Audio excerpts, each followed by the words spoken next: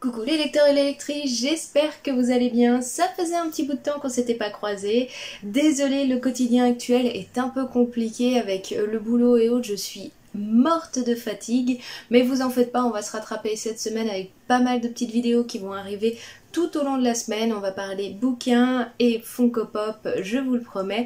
Mais en attendant, on se retrouve aujourd'hui pour parler bouquins et je vais vous parler d'un nouveau livre qui est sorti donc mercredi, qui n'est autre que le Hathaway de Lisa Kleypas aux éditions J'ai lu.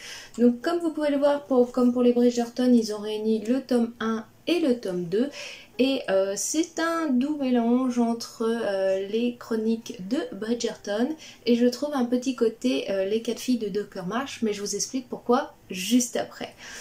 Tout d'abord pour la couverture, rien de bien compliqué. Le roman est à 15,90 €, il fait environ 700 pages, il se lit assez rapidement et comme je vous ai dit, il regroupe 2 histoires et comme les Bridgerton, on va suivre dans chaque histoire une romance sur un membre de la famille Hathaway. Je vous lis le résumé et je vous parle juste après de ce petit bouquin. Londres 1848, la famille Hathaway composée de 4 filles et d'un garçon. À la mort de leurs parents, Léo, Amelia, Winifred, Poppy et Béatrix, ainsi que l'énigmatique Mary Penn, homme à tout faire, se réfugient dans le Hampshire. Après une déception amoureuse, Amelia n'espère plus se marier, d'autant qu'elle est devenue le pilier de la famille. Et quelle famille! Son frère Léo sombre dans la débauche, sa sœur Winifred a une santé fragile. Quant aux 2 Benjamin, il va falloir leur trouver un mari pour assurer leur avenir. Mais sa rencontre avec Cam Rohan, un homme déroutant et inclassable, ni gentleman ni canaille, va bouleverser ses certitudes. Voilà pour la petite histoire, c'est le résumé de la première partie de ce bouquin-là, puisque la deuxième partie, on entame une histoire sur une autre sœur et donc son prétendant, on va dire en quelque sorte. Alors comme je vous l'ai dit tout au début de la vidéo, ce roman-là est un doux mélange entre les chroniques de Bridgerton et pour moi les 4 filles du Dr Marsh. Dans quel sens? Dans le sens où dans les chroniques de Bridgerton, on est dans une famille aisée où le rang se transmet de génération en génération, donc toute la famille a de l'éducation, on cherche un bon parti pour le mariage, etc. Ici, malgré que donc le frère aîné est devenu vicomte, si je ne me trompe pas, la famille n'a pas réellement de rang en question quand elles ont grandi et été éduquées, et résultat, elles n'ont pas tout le protocole et autres qu'on aurait dans des grandes familles. La plupart du temps, voire toutes les filles ne connaissent pas l'étiquette par cœur, elles sont plutôt un petit peu excentriques, on va dire, dans leur genre, elles sont très intéressantes. C'est aussi très marrant de suivre donc un seul aîné, Léo, et puis 4 filles, Amelia, Winifred, Poppy et Béatrix, qu'on va suivre au fur et à mesure de l'histoire. Chaque enfant a vraiment sa particularité et par rapport au Bridgerton, je trouve que vraiment ici on développe chaque personnage au fur et à mesure des romans et des histoires et des parties, et c'est ça qui est aussi très intéressant. Elles ont un côté un peu 4 filles du Dr Marsh dans le sens où elles sont... Ses parents étaient plutôt des scientifiques et autres et ils l'ont éduquée à toujours découvrir, se renseigner, avoir la curiosité de découvrir le monde et pas simplement se fermer. Et c'est pas parce qu'on est une femme qu'on doit simplement être jolie et connaître l'éducation et autres. On doit aussi s'informer sur la politique, la géographie, le monde, la philosophie, etc. Et ça c'est un petit plus qu'on a à travers l'histoire parce que malgré qu'on est en 1848, on a des jeunes filles extrêmement modernes qui ne recherchent pas simplement l'amour ou le bon parti, qui cherchent un bon équilibre entre tout ça et qui veulent un mari qui les fasse rêver et qui les transporte ailleurs. Pour les prétendants qu'on va avoir durant toute l'histoire, on a bien sûr toujours une personne de haut rang ou une personne de la haute société londonienne ou qui est affiliés à toute l'étiquette et autres qui recherchent la main de la personne mise en avant durant son histoire là. Donc le premier roman est tourné autour de Amelia et le deuxième autour de Winifred. Et on a un autre prétendant plus exotique, plus excentrique, qui connaît la haute société mais qui n'y est pas forcément pour autant bien admis ou autre selon ses frasques. On a donc ces deux prétendants-là qui tournent autour de nos demoiselles, qui les mettent parfois un peu à mal et qui vont un peu par moments briser leurs idéaux, mais qui vont finir peut-être par réussir à obtenir la main de celle qui veut, malgré que tout les oppose. Bref, c'est une romance à la Bridgerton où on joue au chat et à la souris et on s'attache assez facilement à tous nos protagonistes qu'on croise. L'histoire est assez ficelée pour quand même vous conduire sur qui va finir avec qui et tient le rôle en quelque sorte de méchant de l'histoire. Ça reste assez posé, assez simple, c'est pas roman de gare, mais on va dire pas loin, dans le sens où les intrigues sont pas plus poussées que ça, on se doute de beaucoup de choses très rapidement, mais il y a de très très bonnes choses dans ce roman-là, et il y en a des moins bonnes. Pour les bonnes choses, personnellement, j'ai adoré le caractère des 4 filles de la maison Hathaway.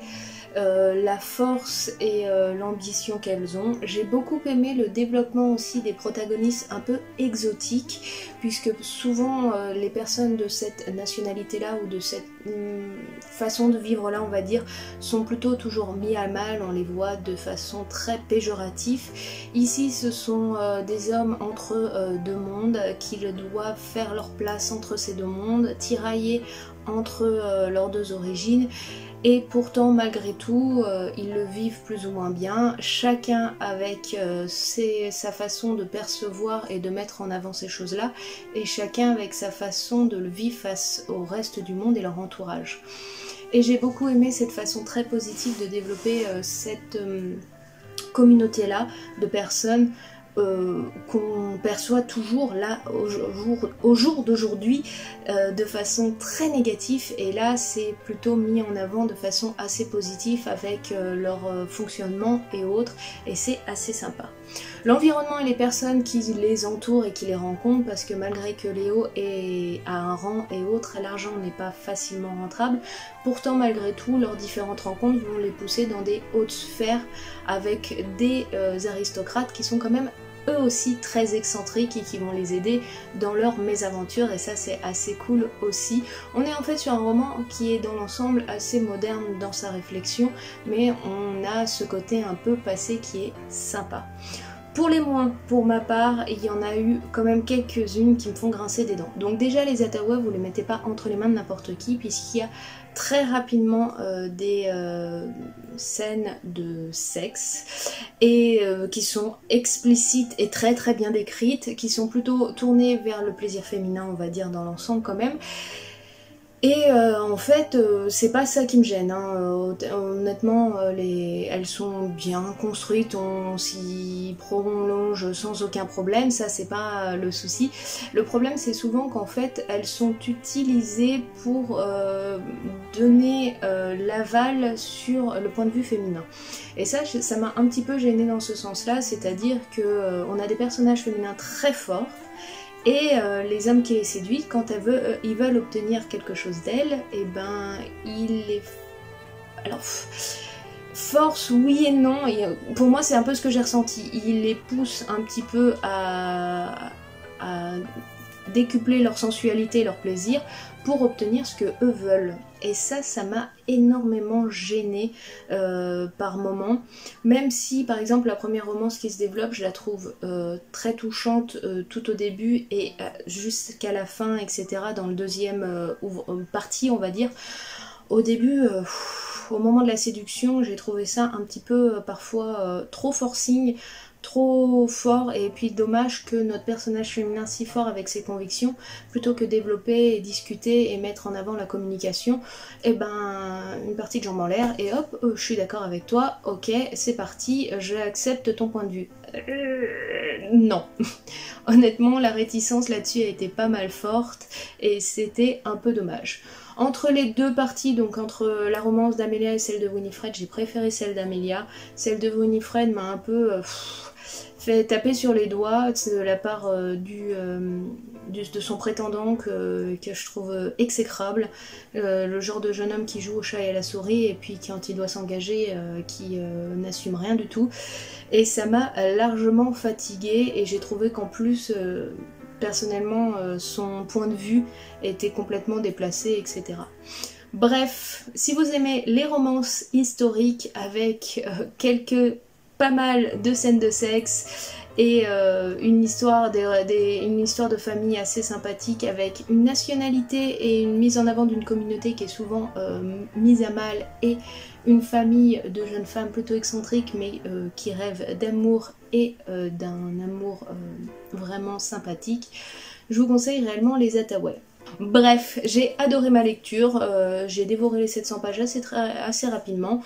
Il y a des petits trucs qui m'ont fait grincer des dents, mais dans l'ensemble, j'ai passé un excellent moment. Donc je vous conseille sans aucun problème les Hathaway tome 1 et 2 de Lisa Kleypas aux éditions J'ai lu.